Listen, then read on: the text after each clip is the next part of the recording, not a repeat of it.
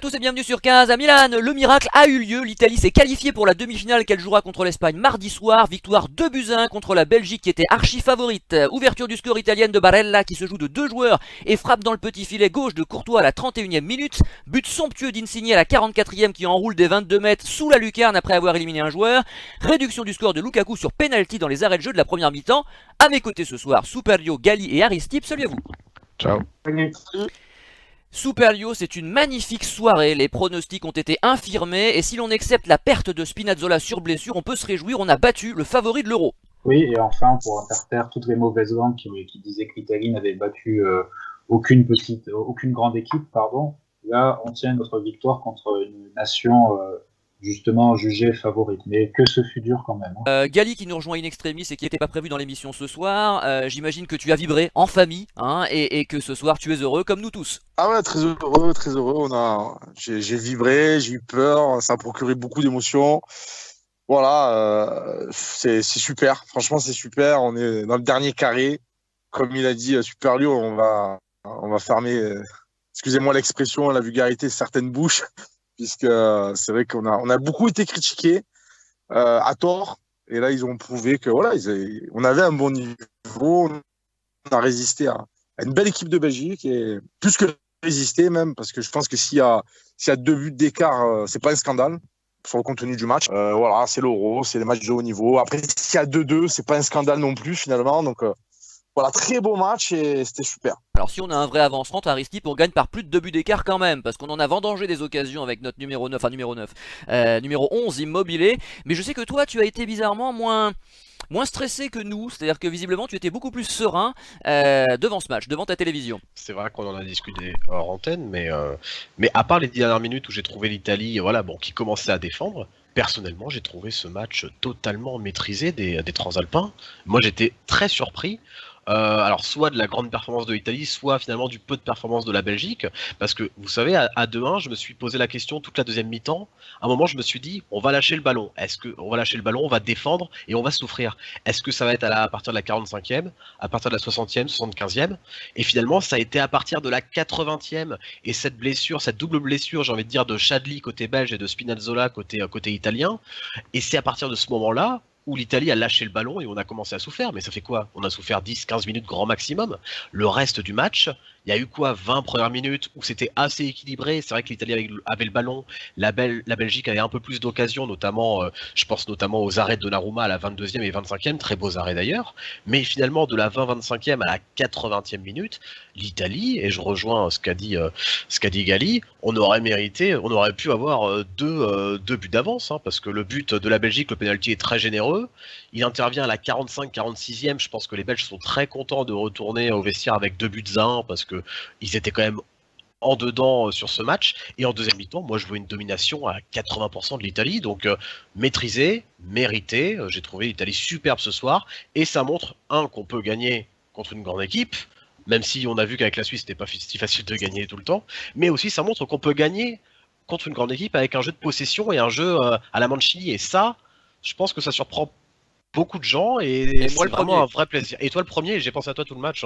Mais voilà. Sais, tu Non, me mais l'as j'ai dit. pensé à toi tout le match parce que je me suis Mais moi dit j'étais inquiet sur les c'est un contres, récital. contrairement à toi, excuse-moi, mais je pense que je suis pas le seul. Parce que tu dis qu'il y a eu très peu d'occasions belges. Alors c'est vrai que la première minute, il y a une intervention de Donnarumma dans les pieds de Lukaku. Donc déjà, sur les premières secondes, on a chaud. Ensuite, tu les as cités, il y a un gros arrêt de Donnarumma sur une belle frappe de De Bruyne à la 22e. Il y a une nouvelle parade de Donnarumma sur une frappe de Lukaku à la 26e. Mais à la 61e, il y a quand même un sauvetage de Spinazzola devant Lukaku. C'était but, ça. Et 70e, centre de Chadli devant le but italien. Et Lukaku qui était à un cheveu du but. Vraiment, là, le ballon lui frôle la tête. On est très proche de la correctionnelle à ces moments-là du match. Et côté italien, il y a une belle frappe enveloppée de Chiesa juste à côté, 41e. Il y a quelques joueurs belges autour de lui, donc c'est pas facile de cadrer. Immobilier, qui en a vendangé plusieurs et qui oublie de frapper dans la surface à la 43e. Il y a ce penalty qui n'est pas sifflé, la 58e, sur la faute de De Bruyne sur Jorginho. Je pense qu'il n'y avait pas moins penalty que sur celui qui a été sifflé pour les Belges. Et il y a une reprise de Spinazzola sur passe d'Insigne à côté à la 66e, Superio. Comment as-tu vécu, toi, ces contre-belges? Étais-tu serein? Non, pas du tout. J'ai trouvé on a été intelligent au milieu de terrain avec des bons échanges. On a surtout appuyé là où ça fait mal, c'est-à-dire le côté de Meunier qui était toujours en infériorité numérique face à Spinazzola et Insigne. Il a quasiment fini fou sur ce match. Mais quand on perdait la balle, franchement, heureusement qu'il manquait toujours quelque chose dans les gestes belges. Sinon, on aurait été rattrapé, je pense, 2-2 prolongations, on serait sorti. Mais là, pour l'instant, tout tourne en notre faveur. La possession, je l'ai trouvée utile dans le sens où on a su profiter de la supériorité numérique sur le milieu belge et qu'on a pu se sortir intelligemment de certaines situations. Autre chose que j'ai beaucoup apprécié, c'est le pressing italien qui a permis de récupérer un nombre incalculable de ballons et qui a fait déjouer les Belges. Et les Belges se sont dénaturés en voulant jouer le contre. On sent qu'ils ont été toujours influencés par leur défaite de 2018, mais finalement, quand ils essayent de jouer le contre, ils jouent contre nature et c'est pas productif pour eux. Hein. C'est vrai qu'on a retrouvé, Gali, une Italie plus proche du début de l'Euro que du dernier match contre l'Autriche. Moi, mes inquiétudes, évidemment, venaient du niveau de l'adversaire du soir. La Belgique est quand même pas du même calibre que les adversaires qu'on a rencontrés jusqu'à présent, mais également de ce match manqué contre l'Autriche, on va le dire, on l'a suffisamment clamé ici. Hein, donc j'avais peur que l'Italie nous refasse un non-match et se vautre face à une équipe beaucoup plus forte techniquement. C'est pas ce qui s'est passé, tant mieux. Aristide a eu raison, tant mieux. Mais toi, alors du coup, quel était ton état d'esprit face à ces contre-belges et cette domination assez stérile quand même côté italien? Parce que Immobilier n'arrêtait pas de vendanger. Sur les contre belges, en fait, oui, j'avais peur, mais bizarrement, en fait, ben voilà, je pense qu'on a peut-être aussi sous-estimé à tort notre système défensif et nos joueurs défensifs, parce que finalement, bon, de vitesse, mis à part Di Lorenzo, que j'ai senti un peu en difficulté sur son côté, ben, ça a tenu la baraque. Même Chiellini, je l'ai pas vu. Chiellini, malgré son âge, ça a été malgré le le fait meilleur qu'on dit que derrière. c'est une... Oui, mais c'est ça que je dis. Et le paradoxe, c'est tout ça, finalement, depuis 2 ans. Maintenant, c'est vrai qu'on est assez critique parce on a en tête nos grands défenseurs italiens, etc. Mais finalement, quand je vois ce match-là, je pense pas que il y en a certains qui vont me dire que les Belges, ils n'étaient pas à 100% ou etc., etc. Mais non, Lukaku, c'est un super joueur. Ils l'ont bien muselé, même s'il a eu des opportunités.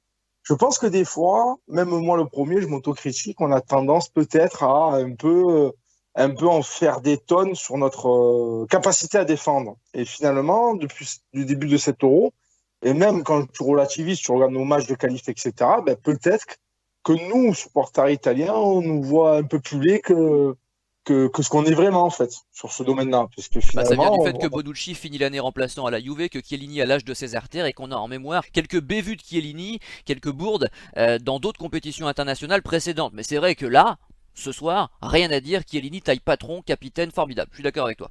et même en 2016, je me souviens de l'Euro 2016, où on avait Bonucci Chiellini, on était très critique avant l'Euro.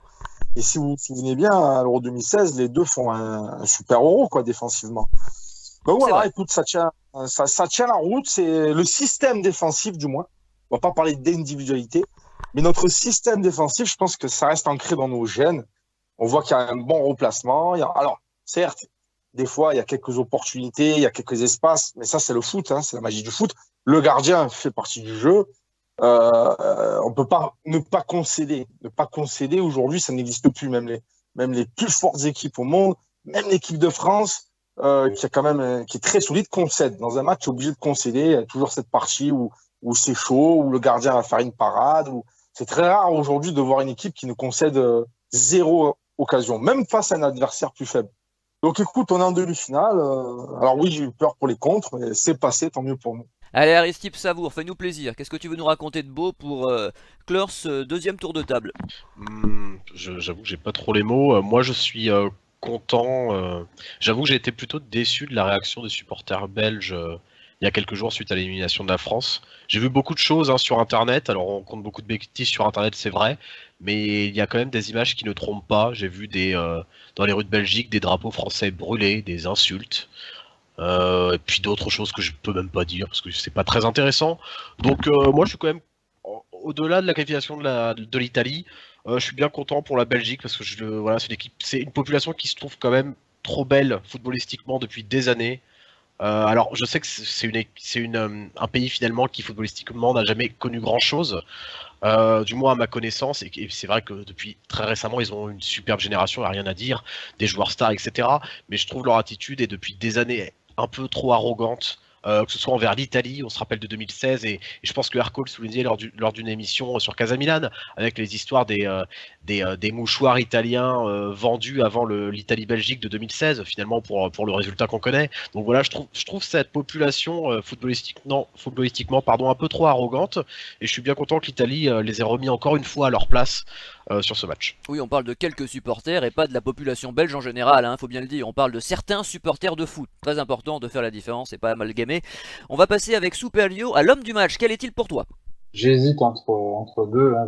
Insigné pour le gros match qui nous sort, et souvent décrié pour ses prestations en National, mais depuis quelques temps, il est devenu la référence qui permet de lier le milieu et l'attaque et d'offrir pas mal de fantaisie et de vitesse devant. Mais j'ai envie de dire finalement Jorginho, vraiment un patron. Pour moi, c'est le meilleur milieu de terrain de l'Euro. Hein. La compétition qui nous sort, dès que vous êtes sous pression, que vous avez un pressing, passez le ballon à Jorginho, il vous ressortira ça proprement.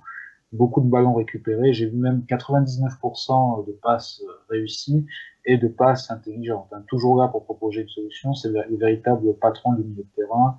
Et là, il est à la hauteur, à un niveau impressionnant. On voit que la victoire de Chelsea en Champions League lui a fait un bien énorme au niveau de sa confiance et qui joue avec une sérénité énorme qui nous fait du bien.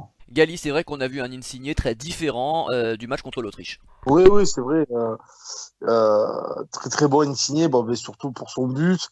Après, bon, devant, bon, on en reparlera peut-être tout à l'heure. J'ai été écœuré par le match d'Immobilier. On est sur l'homme du match, Gali. Ne soyons pas trop négatifs tout de suite quand même. Non, mais l'homme du match, j'ai du mal moi là sur l'homme du match en fait, parce que je suis encore dans l'émotion. Franchement, quand il y a des matchs comme ça, j'ai du mal à ressortir un joueur. Je vois plutôt les joueurs qui ne sont pas hommes du match, mais j'ai un peu de mal parce que je sais pas. Franchement, pour moi, ils ont tous été très très bons à leur niveau. Même Di Lorenzo finalement qui a pris l'eau quelques fois. Ben voilà, il a été bon parce qu'il a été présent, il a fait quelques percées. Donc j'ai du mal à ressortir, si tu veux, un bonhomme. Et si je dois vraiment en sortir un, je dirais Giorgio Chiellini. Pourquoi? Parce que ben, pour son taille patron derrière, je trouve quand même que cette Italie est totalement différente quand il est sur le terrain. Est-ce qu'on aurait fait le même match contre l'Autriche avec Giorgio Chiellini sur le terrain? J'en sais rien, on peut pas le savoir, mais je trouve que quand il est là, il y a quelque chose qui se dégage au niveau du caractère en plus. Cette Italie est différente. Chiellini, même, ça se voit dès l'hymne national en fait. On sent le mec, il a un souffle, une envie d'aller de l'avant, une envie d'être conquérant, un esprit de guerrier. Voilà, donc franchement, si je dois en sortir un, ce sera lui, Chiellini. Tu parles de l'hymne, c'est vrai que l'Italie fait partie de ces nations, nombreuses d'ailleurs au cours de cet Euro, qui montrent une certaine ferveur pendant l'hymne et ça fait plaisir à voir. On les voit tous réunis, là, serrés les uns contre les autres, en train de chanter à l'unisson et on sent qu'ils sont prêts à se battre pour la patrie. Et ça, je trouve que ça redonne au football ses lettres de noblesse qu'il perd souvent en club avec le règne de l'argent. Voilà, le football des sélections, on l'avait dit suffisamment avec Roland qui devait être là ce soir mais qui a eu du mal à se connecter. Le football des sélections, c'est le football des valeurs, c'est le football des traditions, c'est le football des terroirs, c'est le football de la patrie tout simplement, de l'amour de la patrie. Et ça, on le voit dès les hymnes et ça fait plaisir. Aristide, quel est ton homme du match? Eh bien, Gali a parlé de Chiellini, Superlio de Jorginho, et du coup, j'avoue que ces deux ont été excellents, mais je vais en citer un troisième, d'autant qu'il sort à la 77e minute blessé. Moi, j'ai trouvé encore Spinazzola, tout à fait bon, enfin, pour pas dire excellent. J'ai trouvé son sauvetage à la 61e sur Lukaku, qui nous sauve du 2-2, je le trouve superbe. Il fait un beau tir à la 65e également, un très beau retour défensif à la 67e. Je l'ai trouvé, et puis un très beau tir, ah oui, non, je l'ai déjà dit, pardon. Donc avec le 1-2 avec Insigné. Non, Spinazzola a encore été superbe ce soir.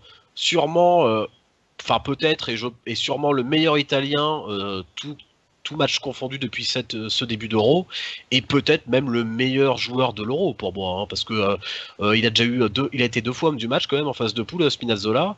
Je pense qu'il peut encore l'être une fois aujourd'hui, c'est pas impossible. Donc je parle pas de Casamila, non, je parle des récompenses de l'Euro. Oui, on Mais avait voilà, compris, on avait compris. ce soir je l'ai trouvé encore extraordinaire et quel plaisir d'avoir un joueur comme ça. Alors malheureusement, oui, c'est le point noir de la soirée, on peut fêter la victoire, mais le point noir c'est cette blessure et je pense que vu la blessure, ça semble être au genou, ça sent Ouais, la c'est fin de musculaire, l'Euro pour Et Spinazzola et c'est puis très triste. bah surtout qu'Emerson à côté, c'est quand même pas pareil. Et c'est vrai que se priver de notre meilleur joueur ou de l'un de nos meilleurs joueurs, c'est vraiment dommageable contre l'Espagne dans quelques jours. Soupalio, quelle est ta bonne surprise du soir? Alors la bonne surprise du soir. Bon, j'ai eu quelques hésitations, mais je dirais Barella qui est revenu à un niveau intéressant, le Barella qu'on connaît, qui se projette et qui nous met des buts importants. Hein. N'oubliez pas qu'il a souvent débloqué des situations en équipe nationale. Hein. Le dernier but qu'il avait mis, c'était au mois de septembre contre les Pays-Bas. Mais là, son enchaînement est terrible, technique, très rapide et il permet de lancer l'équipe sur la voie du succès. Et une statistique intéressante, on a Locatelli, Barella, Pessina qui ont marqué dans cet Euro. C'est une des premières compétitions. On a beaucoup de milieux de terrain italiens qui marquent. Dans le passé, ça s'est pas souvent produit, même si des joueurs comme Di Biagio ou Dino Baggio ont réussi à mettre un ou deux buts lors d'un mondial. Mais autant de milieux de terrain qui marquent, c'est une agréable surprise. Gali? Pareil, j'allais citer Barella. Je disais avant le match, que c'était ça qu'il fallait en fait à Barella. C'était un but parce qu'aujourd'hui on l'attend sur ça. On connaît tous ses qualités de récupération. Il a triple poumon, etc. Voilà, j'attendais ça en fait de lui. Je savais que, franchement, je le disais avant le match. Hein, j'étais en famille et je disais s'il y a quelqu'un qui peut marquer, Barella. Voilà, Barella. Et je voulais qu'il marque parce que c'est un joueur qui est calibré pour ça. Je pense que c'est dans sa carrière, c'est ce qu'il fera. C'est un milieu qui tente sa chance, c'est un relayeur qui marque des buts. C'est pas comme Verratti ou Jorginho qui sont plus des créateurs. Et en fait, c'est là où je l'attendais et c'est ma bonne surprise, même si il a pas joué comme j'aurais voulu, parce que c'est vrai que j'ai tendance à aimer les joueurs qui demandent le ballon entre les lignes. Et je pense que bon, on va pas parler de ça ce soir parce qu'on est dans le bonheur, mais je pense que c'est ce qui nous manque un petit peu dans ce milieu de terrain. Et c'est ce que j'attends de Barella. Mais voilà, le fait qu'il ait marqué, il débloque la situation et pour moi, c'est la bonne surprise. C'est un but plein de rage, plein d'envie et ma bonne surprise, voilà, ce sera lui. Aristip? Vous avez cité Barella, c'est vrai que je suis très content qu'il commence enfin son Euro pour moi, parce que vous savez tous l'admiration que j'ai pour ce joueur depuis ses années à Cagliari, déjà il y a quelques années. Et oui, ça y est, pour moi c'est son premier match à Barella, il a été vraiment très bon. Mais la bonne surprise, celui que j'attendais pas, c'est puisqu'il m'avait un peu déçu depuis ce début d'Euro, c'est plutôt Lorenzo Insigne. Je vous avoue que horripilé avec Berardi, son compère Berardi à droite depuis le début de l'Euro, et là je l'ai trouvé, voilà, j'ai retrouvé le fameux Lorenzo Insigne du Napoli, celui que j'aime voir, celui qui provoque, qui ne se cache pas, parce que souvent il se cachait dans ce début d'Euro, qui tente des frappes, qui est assez imprévisible, ponctué par un très beau but à la 43e, une passe clé à la 65e, un beau tir à la 68e. Donc non, Insigne, bonne surprise, parce que c'est son premier bon match de l'Euro pour moi. Bon, je pense, Soupalio, que la déception risque de faire l'unanimité, mais je te donne ta chance. Qui as-tu choisi? C'est inévitable, hein, Immobilier. Hein. Que d'erreurs techniques, de justesse, de contrôle mal négociés ou de décalages qui n'ont pas été faits et une efficacité qui n'était pas au rendez-vous ce soir. Maintenant, on va se poser la question de savoir qui sera titulaire. Est-ce qu'il ne faut pas mieux mettre un Bellotti qui va se battre mais après tout, un Immobilier, on peut critiquer son manque d'efficacité. Il faut juste reconnaître qu'il court beaucoup, joue pour l'équipe. Après, s'il ouvre des brèches pour l'équipe, on n'est pas obligé d'avoir un buteur qui met un but par match. Hein. En 2006, Tony met 2 buts, exactement le même total qu'Immobilier, et son travail suffisait amplement. Hein. Certes, mais enfin, Gali, c'est quand même handicapant ces attaquants qui vendangent. Parce que si Immobilier n'avait pas d'occasion, on pourrait dire, ok, d'accord, il libère des brèches, un peu comme le fait Chiesa d'ailleurs sur son côté, c'est-à-dire qu'il libère des brèches pour d'autres, parce qu'il monopolise, il occupe des défenseurs, c'est un sujet de préoccupation pour certains défenseurs. Le vrai souci, c'est qu'il croque, et que si on gagne pas ce match, on peut lui en vouloir beaucoup. C'est ça. Alors, le problème d'Immobilier, c'est j'étais beaucoup moins critique que dans le passé avec ce joueur. Pourquoi? Parce qu'il la débauche d'énergie qu'il créait, les brèches son sens du sacrifice et du collectif faisait que je lui en oubliais ses qualités intrinsèques d'attaquant et de finisseur quand il portait le maillot de la nationale. Ce soir, j'ai commencé à voir quelque chose de dangereux en lui, c'est ce péché d'orgueil de vouloir marquer. Et au-delà du fait qu'il a complètement foiré son match selon moi, il n'a pas été utile à l'équipe car techniquement c'est bizarre parce que on avait déjà vu un premier aperçu face à l'Autriche.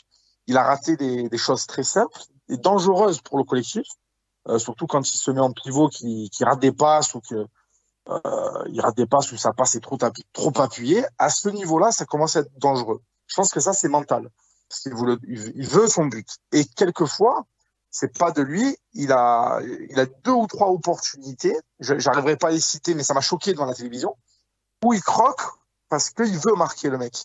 Et je pense que là, Mancini a un choix à faire parce que je pense que psychologiquement, il y est plus. Et c'est comme tu l'as dit, c'est très dangereux pour le collectif. Après, qu'il rate une occasion sur un centre de Chiesa ou de Berardi, de Chiesa, qui va. Bon, ok, ça on connaît, on sait que voilà, il y a beaucoup d'énergie. On peut à la limite mais s'il y a 0-0, Gali, imagine contre l'Espagne, il y a 0-0, 80e minute, ils vendangent ça. Mais on est fou devant notre télé, nous. On est fou, mais moi je suis encore plus fou parce que là je sens un joueur qui a perdu toute notion de réalité là. C'est-à-dire que en première mi-temps, à un moment donné, il y a une occasion où je pense qu'on peut marquer. Alors je sais plus s'il y a déjà 1-0. Je crois qu'il y a 1-0. Il est dans la surface. On a 2 joueurs italiens complètement libres, ils les voient, ils leur passent pas la balle, quoi. Et ça c'est pas bon. Quand moi je sais que je coach, je suis coach dans ma ville en fait, et quand je vois un joueur qui fait ça, c'est que psychologiquement tu l'as perdu. Et moi j'ai été surpris qu'on le sorte pas avant, parce que là il a mis en danger justement notre victoire. Pour moi il a mis en danger parce que il a fait des choses pas bien, mais plus au niveau du comportement. Autre chose, Immobilier. C'est peut-être un détail, mais son comportement sur le premier but, ça c'est inacceptable. Ce qu'il a fait là, il s'est grillé. Il s'est grillé, pourquoi? Parce que le mec, il est par terre, il crie la mort. À un moment donné, un peu plus de malice, un peu plus d'intelligence. Tu ne relèves pas en courant une fois qu'il y a but. Je sais pas, peut-être que vous, ça vous a pas choqué. Moi, ça m'a choqué. Ça m'a choqué parce que là, il a donné une mauvaise image de lui-même, de notre équipe. Je sens qu'on va en parler parce que là, les Italiens plongeuses, etc. Mais enfin, ça plonge aussi ailleurs, hein. Tu sais, il n'y a pas qu'en Italie. À chaque fois qu'on me dit, oh, les Italiens simulateurs, etc. Quand je regarde les autres matchs, ça plonge autant. Hein. Mais là, il n'a pas été intelligent. À la limite, boîte, tu vois. À la limite, boîte. Il l'a mal fait, c'est vrai. Il a mal fait. Je veux dire, c'est pas bien. À la limite, tu vois, tu te tiens la jambe ou quoi. Le mec, ouais, c'est filmé, tu sais que tu es filmé. C'est pas ça. Pour moi, il a perdu un peu là. On le voit dans son expression de visage. Je le sens pas à l'aise. Pour moi, là, il y a vraiment de grosses interrogations pour la demi-finale, en effet, parce qu'il met en danger le collectif. Et ça, c'est pire que tout. C'est pire que tout parce qu'il est même plus utile. Ce soir, il n'est pas utile sur le match. Je vois pas ce que Immobilier, même dans sa débauche énergie qui d'habitude est utile, crée des brèches, je l'ai pas trouvé utile, le gars. C'est ça qui me dérange le plus. Moi, le fait qu'il marque pas de but, il y en a plein aujourd'hui, des attaquants qui font des matchs, ils marquent pas de but. Lukaku, contre le Portugal, il a pas marqué. Bon, ok. Mais là, il n'est pas utile pour nous. Il n'est pas utile et il nous met en danger. C'est ça qui me dérange le plus, moi. C'est son état d'esprit. Voilà. Je le trouve ailleurs, là. Je l'ai pas senti ce soir. Aristide va-t-il nous surprendre ou confirmer Immobilier dans sa position de déception du soir? Alors en effet, je vais pas vous surprendre, je vais plutôt confirmer Immobilier de loin le pire de tous. Je vais essayer d'avoir un avis un peu différent et apporter un peu autre chose que mes camarades parce que je pense qu'ils ont été très complets sur le match d'Immobilier ce soir. Mais ça rejoint un peu ce qu'on disait, MJ, la dernière fois, lors de la dernière émission Casa Milan, c'est que tu vois, on se disait avec un Berardi mauvais, avec un Barella pas top, avec un Immobilier très moyen sinon mauvais, on arrivait quand même à gagner nos matchs. Donc on parlait de cette marge de progression qui pouvait nous servir lors des grands matchs. Et là, ça confirme ce soir. C'est-à-dire que c'est pour ça que je suis aussi dithyrambique sur le match de l'Italie. C'est parce que, comme le dit Gali, et je reprends ses mots, mot pour mot, Immobilier n'a servi à rien. Sauf que tu sers à rien, tu joues à 10 et tu gagnes, j'ai envie de dire, sans trop trembler contre la Belgique. Le fameux trou générationnel, finalement, était juste à la pointe de l'attaque ce soir. On l'a pas vu aux autres postes. Alors, au niveau du trou générationnel, bon, il y a pas que ça. Effectivement, si dès qu'on fait 3 passes, un joueur vaut 100 millions d'euros, J'ai pas au dit coup ça. Belotti, non, non, mais voilà. Non, mais moi, c'est mon avis. Non mais il y a C'est quelques que, joueurs talentueux côté italien, c'est pour valider ce que bien tu sûr, dis. C'est-à-dire que tu es en train de dire qu'effectivement, quand ils se mettent à jouer, on pense à Barella et bien Insigne sûr, notamment, hein, qui sont montés d'un cran ce soir, on voit bien que le talent est là. Hein, et on essaye de nous c'est faire croire clair. depuis des années qu'il n'est pas là. Si, il est bien là. Simplement, il faut se donner les moyens de le voir, c'est tout. C'est-à-dire qu'il faut les Oui, observer, il faut les et puis ça coûte encourager, cher etc. aussi. Il faut les soutenir. Et ces joueurs-là nous montrent qu'ils sont talentueux. Après, on déplore simplement qu'ils soient pas plus nombreux dans nos clubs. Mais ça, c'est un Oui, autre voilà. sujet qu'on traitera peut-être cet été. Plus nombreux tout court et puis du coup cher. Mais oui, c'est un autre sujet. Mais voilà, on joue à 10 ce soir, donc moi je suis dithyrambique, j'ai adoré cette Italie, j'ai adoré ce jeu, je me suis régalé, parce que même à 10 avec un Immobilier aux fraises, passe raté à la 10e, 64e, contrôle raté 23e, 60e, enfin bon, j'ai mis que des moins sur ma fiche, même avec un Immobilier aux fraises où on joue à 10, on est meilleur que la Belgique dans le jeu, on gagne à la régulière, et voilà, le seul truc qu'ils ont, c'est un penalty plutôt généreux, qu'on aurait pu avoir d'ailleurs avec Jorginho, comme tu l'as dit au début, donc voilà, ça montre qu'on en avait encore sous le pied, et c'est ça le plus plaisant dans l'histoire en fait. Bien, dernier point, les accessites avec Monsieur Superio. Les accessites, j'aurais aimé citer Bonucci, hein, qui a fait un match correct au niveau même très bon au niveau de la relance et du placement. La défense qu'on décriait, qu'on jugeait vieille, etc., a tenu le coup par ce placement et Lukaku finalement a été bien contrôlé. Hein. Par contre, ce qui m'a un peu Mais dérangé, papa était là, c'est ça le truc. À chaque fois on le dit, mais quand papa est là, tout va bien. oui, c'est sûr qu'il joue toujours mieux quand il a son copain Bonucci, hein, son copain Chiellini, pardon. Ce que je voulais signaler, c'est aussi le coaching de Mancini, que j'ai pas tout à fait compris. Je pensais que Locatelli pouvait rentrer, ou voir Pessina, mais la rentrée de Cristante m'a surpris. Donc Berardi, c'est pas une surprise en soi, mais bon, franchement, Cristante, je m'attendais pas à ce qu'il fait jouer. Il a pas fait une rentrée formidable. Hein. Et ce qui va un peu nous embêter, ça va être la probable absence de Spinazzola, qui était avec Jorginho le meilleur Italien sur cette Euro. Et ça c'est très inquiétant, extrêmement inquiétant, surtout qu'on joue l'Espagne qui est quand même pas un petit calibre. Gali, de qui souhaiterais-tu nous parler ce soir? Chiesa, pourquoi? Parce que on se posait la question Joker, pas Joker, titulaire, voilà. Donc très très bien Chiesa. Sauf que bon, on est toujours déçu parce que par rapport aux entrées qu'il a faites, la percussion qu'il a donnée, tout ça, c'est vrai que là sur le match, j'attendais peut-être un peu plus de provocation, un peu plus de vitesse, un peu plus, tout simplement. Je dis pas attention, hein, je dis pas que je ne voulais pas titulaire, je préfère 100 fois le voir titulaire à la place de Berardi. Il n'y a pas de débat sur ça. Il fait un très bon match. Voilà, juste que j'attendais peut-être un peu plus. Je pense qu'à un moment donné, alors soit on l'a oublié dans le jeu, parce que finalement, je trouve que quelquefois, il était trop isolé sur la droite, surtout en première mi-temps où je voyais que on a tendance forcément avec Spinazzola et Insigne à jouer plus sur le côté gauche. Je pense que quelquefois, on a oublié de passer par notre couloir droit. Je m'attendais un peu plus de percussion sur la droite. Et je pense que de lui-même, bon, même si ça ne va pas faire partie des consignes du coach, je pense que quelquefois, il a été dangereux en première mi-temps quand il a pris un peu l'axe, qu'il a décroché même sur la gauche. À un moment donné, il y a une action, on le voit, il est sur la gauche. Mais j'attendais un peu plus, voilà, de provocation, ce qu'a très bien fait Insigne, notamment à la moitié de la première mi-temps où il a compris que ça servait à rien voilà, parce que Spinazzola ne débordait pas, ça tournait un peu en rond et Insigne a commencé à dribbler, à tenter en fait, même s'il a perdu des dribbles, mais il a tenté. Et Chiesa, je trouve qu'il est à mon sens, il aurait dû plus tenter le dribble, tenter la percussion. Alors peut-être qu'après, Torgan Hazard a été très très bon aussi sur son côté gauche. Hein. Peut-être qu'il a bien muselé. Hein. Mais voilà, je cite Chiesa pour son bon match, mais pas son excellent match. Oui, c'est vrai qu'on l'attendait un peu plus, mais enfin, il a parfois débordé quand même. Il gagnait souvent ses duels offensifs. Après, les centres n'arrivaient pas toujours, parce qu'il y avait toujours un défenseur belge, un pied, etc. Parfois, il centrait à ras de terre fort. Mais ce qui est vrai avec Chiesa, c'est qu'il accapare les défenseurs. Aristide, je vais te donner la parole, je sais que tu veux en parler également, mais Chiesa a cette capacité à, comment dire, les Belges étaient obligés de le surveiller comme le lait sur le feu parce que Chiesa c'est le danger, c'est le poison, c'est de là que peut venir la percussion. Hein, donc forcément il est ultra surveillé, donc comment dire, ça crée des espaces peut-être pour ses camarades aussi. Hein, donc c'est ça qu'il faut voir. Après, j'aurais aimé qu'il marque, oui, à un moment donné, en fin de première mi-temps, il n'était pas très loin de marquer. Peut-être que ce sera au prochain match, mais ce qui est sûr c'est qu'il n'y a pas photo avec Berardi et que son apport est considérable, ne serait-ce que sur le plan physique, Aristide. Oui, complètement. Bah, tu sais, les 25 premières minutes où finalement la Belgique a été dangereuse, côté italien, c'était Chiesa le plus dangereux.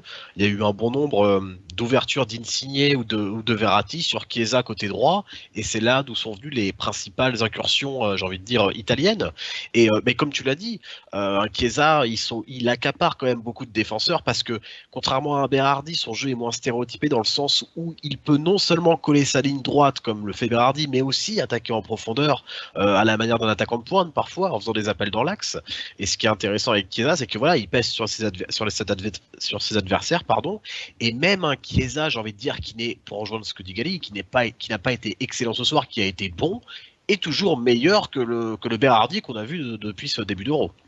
Alors la bonne surprise du soir, la nouvelle bonne surprise du soir, parce qu'il y en a eu beaucoup, c'est que Roland a fini par se connecter. Donc Roland, c'est bien, tu vas pouvoir nous parler, déjà j'espère que tu vas bien, première chose, j'espère que tu as vécu une belle soirée comme nous, hein, et tu vas pouvoir nous parler peut-être un petit peu du match sur 2 minutes, et puis peut-être des joueurs qui t'ont séduit, ou moins, je ne sais pas, quel est ton bilan global sur cette rencontre, et peut-être un joueur ou deux joueurs sur lesquels tu souhaiterais t'étendre.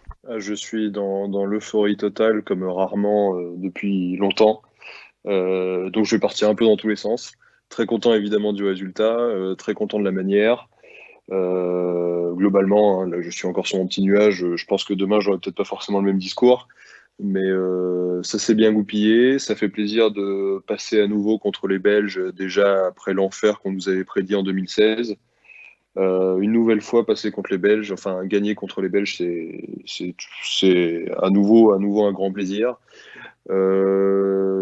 J'ai pu avoir le topo, donc effectivement, moi je partage pleinement les analyses sur Insigne, joueur du match, sur Immobilier, déception de la rencontre. Et moi, effectivement, je voulais parler dans l'exercice de Chiesa, justement, pour poursuivre le débat, puisque je l'avais réclamé titulaire dans l'émission d'avant-match qu'on avait enregistrée mercredi. Et effectivement, je l'ai trouvé plus discret que ce que j'imaginais de lui. Bon, Gali a déjà assez disserté là-dessus, mais je partageais pleinement l'analyse. J'aurais bien aimé un peu plus, mais effectivement, moi, je comprenais aussi ceux qui pouvaient dire que Chiesa, en fait, c'était un super remplaçant qu'on fait rentrer à la fin pour pourrir les défenseurs adverses une fois qu'ils sont fatigués. Et encore ce soir, je me suis dit, c'est vrai que s'il était rentré peut-être en milieu de deuxième période, on aurait moins souffert en fin de rencontre parce qu'on aurait eu un mec pour porter la balle, pour l'amener devant dans la moitié de terrain belge. Mais en tout cas, pour moi, il doit rester titulaire. Et d'autant plus avec la blessure de Spinazzola qui, d'après Sky Sport, souffre d'une rupture du tendon d'Achille, donc il va en avoir pour plusieurs mois. Avec cette absence-là, son remplaçant à Spinazzola va être Emerson. Donc je pense que le couloir gauche va moins peser dans le jeu de l'Italie parce que c'est Spinazzola et Insigne qui faisaient beaucoup de travail de ce côté-là. Donc peut-être que ça va permettre de jouer un peu à droite. Et si on a Chiesa titulaire, je pense que le jeu à droite sera beaucoup plus intéressant qu'il ne l'était avec Berardi. En effet, il y a de fortes chances. Bonne remarque. On passe au mot de la fin avec Soupabio. Écoutez, ne gâchons pas la soirée avec la blessure de Spinazzola. Profitons de la demi-finale. Je vous signale qu'un certain 13 novembre 2017, on était une équipe détruite en fin de cycle et qui n'était même pas qualifiée pour le mondial. Quelques 3 années plus tard, on est à une place qui est assez enviable et tout est possible.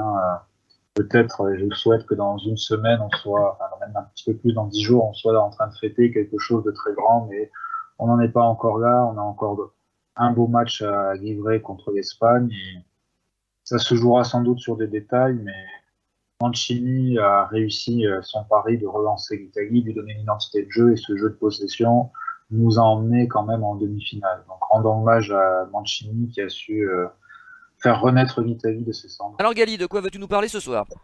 Moi, c'est très important. Je pense que ce soir, on a retrouvé notre fierté. Voilà, c'est tout simple. Voilà. Je pense que ça se résume à ça. On en avait besoin parce que ça nous a, encore une fois, ça nous a vraiment détruit l'absence au mondial parce ça nous a détruit moralement, ça nous a tué notre orgueil, on s'est fait moquer, quelquefois humilier. Et ce soir, même si j'étais déjà très content du quart de finale, on en avait déjà discuté. Le pari était déjà rempli parce on a rebrillé, on jouait la Belgique, etc. Mais le fait d'arriver quand même dans le dernier carré, je pense que toute l'Italie du football retrouve sa fierté et c'était important, c'était hyper important parce que je pense qu'on nous avait un peu oubliés. Il y a très peu de connaisseurs de la Serie A, très peu de connaisseurs du joueur italien. De plus en plus avec tout ce qui se passe, ce football business, les Qataris, le PSG, la Ligue anglaise. On était un peu oubliés et ce mondial 2018, il n'est pas passé du tout même. Alors on l'a pas montré parce qu'on est fiers, mais et ce soir, je pense que voilà, ce qu'il faut retenir, c'est on retrouve la fierté de notre équipe, de l'Italie, le beau jeu, la défense, il y a tout qui est réuni, la fierté. On a parlé de l'hymne national. Je pense que l'Italie, c'est la plus belle équipe d'Europe, voire du monde, une des plus belles équipes du monde au niveau de la fierté de son hymne national, de son pays, de son drapeau. Ça se voit d'entrée quand on voit les mecs, on voit que c'est pas surjoué, il y a de l'émotion. On n'est plus dans le football business, on n'est plus dans tout ça. Et cette équipe, elle nous transcende pour ça. Voilà, elle nous transcende parce que là, on est fiers d'être supporters de l'Italie, fiers d'être d'origine italienne, fiers d'être italien, et c'est ça qui est beau. Voilà, on fait partie des 4 plus belles équipes d'Europe. Voilà, on va pas se cacher. Il y en a voilà, même si c'est pas forcément vrai, parce que voilà, c'est une compétition. On n'a pas rencontré l'équipe de France, on n'a pas rencontré l'Allemagne, etc. Mais dans les faits, on fait partie des 4 plus belles équipes d'Europe. On est en demi-finale. Et je vais parler un peu comme un Marseillais et on emmerde tout le monde. Voilà. La seule chose, c'est qu'il faut pas avoir l'impression d'avoir joué la finale avant l'heure. Il faut vraiment que dans Non, les têtes, voilà. les Italiens sachent se remobiliser pour affronter l'Espagne, parce que la Belgique était, parmi les équipes en lice, depuis que la France a été éliminée, était le grand favori de l'Euro, donc on a battu le grand favori de l'Euro. C'est une prestation, maintenant il va falloir se remobiliser pour le match contre l'Espagne, qui n'est pas un petit morceau non plus, et ça sent le match piège, mais on en parlera dans quelques jours. Aristide, je crois, n'a pas eu le temps tout à l'heure de nous faire son accessible. Il a réagi sur Chiesa, mais pas, il nous a pas présenté le joueur, hein, qui était le sien ce soir. Donc tu vas pouvoir faire ça, Aristide, et puis peut-être nous ajouter ou partir dans des envolées lyriques dont tu as le secret à l'occasion de ce mot de la fin. Oui, en effet, moi je voulais revenir sur un joueur que j'ai un peu critiqué avant l'Euro même, ou même pendant cet Euro, c'est Marco Verratti. C'est vrai que j'étais le premier et j'étais pas le seul, MJ était plutôt d'accord avec moi sur le fait que je voulais un peu plus voir Locatelli ou voir même le titulariser. Et c'est vrai que Marco m'a fait mentir ce soir, je l'ai trouvé très bon, très précieux dans la récupération. Très précieux pour garder le ballon, pour gérer les temps forts et temps faibles de l'équipe. Et puis bon, c'est lui qui fait la passe, j'ai envie de dire décisive sur le premier but de Chiesa, de Barella, pardon. Alors Oui, bon, Chiesa, décisif, c'était c'est l'autre vrai jour, que oui. tout à fait, ouais, tout à fait. Non, mais c'est vrai que oui, alors elle est décisive dans le sens où il fait effectivement la dernière passe. Après, bon, c'est Barella qui fait tout le taf, hein. Mais voilà. Donc je voulais souligner son match qui était quand même très intéressant. Et Mancini m'a fait mentir et Verratti m'a fait aussi mentir sur ce coup-là. Et enfin, en mot de la fin, non, mais je vais reprendre un peu les propos de Gali, puisque c'est vrai que je pense que c'était mon mot à la fin de la phase de poule. C'est voilà, en un mot, c'est la fierté. Voilà, j'ai retrouvé un peu ma fierté parce que ça fait des années que je bassine. Que je bassine mes amis francophones avec la Serie A, avec mes joueurs comme Barella, comme Zaniolo malheureusement qui n'a pas pu être présent, comme Insigne, voilà, même comme Immobilier, Chiesa, etc. Et voilà, ça y est, les francophones qui ne suivent pas la Serie A pour prendre ce qu'est le Gali, ça y est, il y en a certains qui découvrent Locatelli, ils ont découvert Locatelli il y a une semaine, hein, contre la Suisse. Hein. Mais les dirigeants du Milan aussi, à mon avis. Belle pique, ouais. Ouais, c'est pas faux, ouais. Ouais. C'est vrai. Alors, tu me diras, ils ont vu un petit chèque venant de Sassuolo de 10-12 millions, ça leur a suffi, hein, je Oui, il n'y a pense, que côté l'argent qui milanais. compte. Ils ont dû découvrir Pessina aussi et probablement Pobega, hein, qui va être viré là dans pas longtemps. Il Parce va qu'on partir, continue ouais. le grand remplacement continue côté Milan, hein. Ouais, tristesse, malheureusement. C'est vrai que comme tu le disais en off, tant qu'on n'a pas changé de propriétaire avec le fonds Elliott, je pense que ce sera comme ça, malheureusement. Mais voilà, non, je voulais juste revenir sur cette fierté. Alors, on se croit pas en finale ou même en gagner l'Euro, mais je veux dire, qu'importe ce qui arrive à partir d'aujourd'hui, moi, je serai déjà fier de notre parcours parce que on est quand même la plus belle équipe, et c'est incontestable, de cet Euro au niveau du jeu, au niveau du sentiment, des joueurs qui se donnent sur le terrain, de tout ça, et ça personne ne peut nous l'enlever, et personne ne pourra nous l'enlever. Et il n'y a que l'Italie, il n'y a que cette grande nation du football, ce grand pays qui peut se relever aussi vite d'une non-participation à la Coupe du Monde en 2018 à une demi-finale, au moins une demi-finale en 2021 à l'Euro suivant. Et ça, il n'y a que les grandes nations, les grands pays qui peuvent se le permettre, et j'en suis très fier. Après avoir envoyé, je le dis chaque semaine quasiment, ces U17 et ces U19 en finale du championnat d'Europe il y a 2 ans. C'est toujours important de le rappeler. Les A sont en demi-finale, mais les jeunes étaient performants également avant la Covid.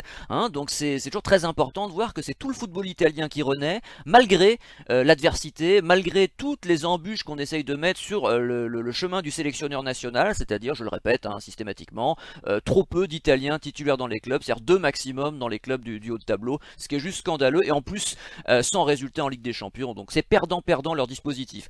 Roland, tu vas clore cette émission, alors qu'as-tu de beau à nous dire? Bah, vous m'avez un peu plombé le moral à reparler du Milan, à reparler C'est de ma faute, mais ça m'obsède. de tous ces débats, parce que là, je suis encore sur mon petit nuage. J'adhère totalement aux propos de Gali précédemment. Effectivement, la fierté est immense. Euh, on a largement dépassé l'objectif qui était fixé par la fédération, qui était d'atteindre les quarts de finale. On passe ces quarts de finale en battant un favori. Enfin, je suis vraiment très content, je suis très fier de tout ça, et je l'ai vu encore cette semaine au boulot avec les collègues qui me disaient alors l'Italie, ça va être le premier gros match qu'elle va jouer. Oui, oui, je sais, mais vous avez oublié d'où revient cette équipe d'Italie, et on l'a vu encore ce soir, et il faudra vraiment qu'on s'attarde un jour sur le travail de Mancini. J'ai beaucoup aimé les images qu'on voyait tout de suite après le match où Mancini avait réuni tous ses joueurs, tout son staff sur la pelouse, je pense pour leur tenir le discours qu'on disait tout à l'heure sur garder la tête froide, ne pas jouer la finale avant, la demi-finale avant l'heure, et penser à la finale tout de suite. Pour faire simple, d'un point de vue perso, moi, dans une semaine, je suis à Rome. Je veux la finale avec l'Italie. Je veux la victoire de l'Italie pendant que je suis à Rome, parce que je veux voir ce que ça fait, ce genre d'événement quand on est sur place. Donc, je sais que les joueurs ne nous écoutent pas, mais je compte sur eux, beaucoup. Mon week-end à Rome dépendra beaucoup de ce qu'ils vont faire mardi. Et Roland, tu te rappelles les fameux vivement l'euro à la fin de l'émission systématiquement ces derniers mois? Mais bien sûr. Et ben finalement, c'est confirmé, et pas que pour l'Italie, parce que c'est quand même un plaisir de voir tous ces matchs. Même on a vu la Suisse là ces derniers jours, Mais oui. c'est quand même formidable. La Suisse qui n'est pas une immense équipe, mais dont les valeurs collectives nous sautent aux yeux, nous frappent, nous émeuvent même parfois, parce qu'il y a une combativité, mais d'autres équipes également. Je pourrais en citer plein, les Tchèques, les Danois, formidable ce que font les Danois quand même après l'épisode Eriksen.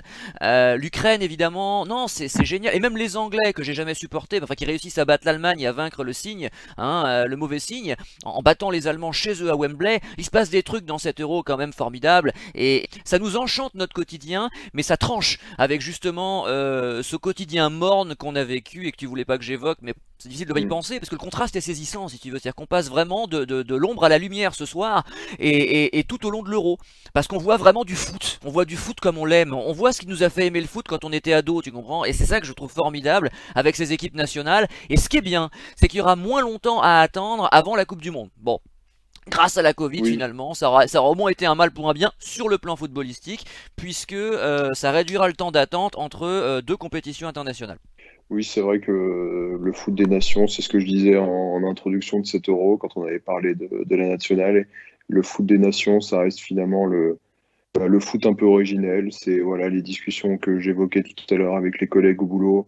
C'est voir les bars qui sont pleins parce qu'il y a un match de l'équipe de France. C'est voir voilà, qu'on peut s'organiser avec des potes pour se retrouver chez quelqu'un, pour regarder un match, etc. Enfin, c'est un super moment, et pour nous on en profite d'autant plus avec le parcours de l'Italie. Mais voilà, les compétitions internationales, c'est toujours un grand moment. Cet Euro-là le montre une nouvelle fois, surtout après l'année et demie écoulée qui a été assez particulière. Donc c'est du bonheur, ouais, c'est du bonheur simple, mais ça fait vraiment plaisir, et Et je pense que tout le monde en avait besoin après l'année écoulée. Bien messieurs, l'Italie jouera donc mardi soir contre l'Espagne. Autre match compliqué, nous vous le présenterons sans doute lundi. D'ici là, bon week-end, belle soirée à tous. Salut! Ciao et forza.